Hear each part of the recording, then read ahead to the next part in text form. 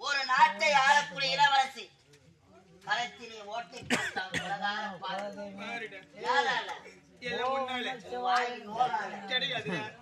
மாபெரும் சபையில உன் அண்ணனுக்கு மணிமுடி சூட்டு விழா.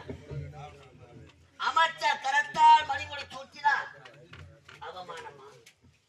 இதை அவமானம். நீ கூப்பிட்ட இந்த தட்டு மடிக்கு ஒரே சொல் வயிற்றுல சொல்லி சாவச்சு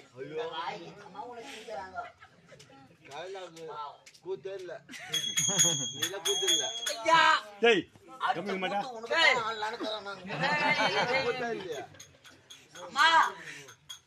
வாழும் பிரம்மதேவர் யார் யார் தலையில் என்ன விதி எழுதியிருக்கிறாரோ அந்த விதி பிரகாரம் தான் நடக்கும் அம்மா. உன் வாழ்க்கையில் விதி விளையாடி விட்டதம்மா. வாழ வழி இல்லாத ஓடி வந்தான். அவன் திறமையை பார்த்து உன் தந்தை அவனுக்கு அமைச்சர் பதவி போட்டுக் கொடுத்தார். பதவி வரும் பொழுது படிப்பு வர வேண்டும் என்பார்கள். அந்த பாவிக்கு வராதும்மா. உன்னை பணி வாங்க வேண்டும் என்பதற்காக அந்த விஷக்குடி ஏற்பட்ட செயலை செய்தாரே. தேசிய கொடியா மாற போறான் பாரு.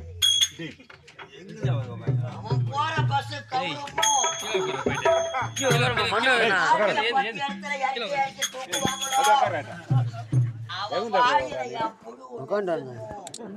அவன்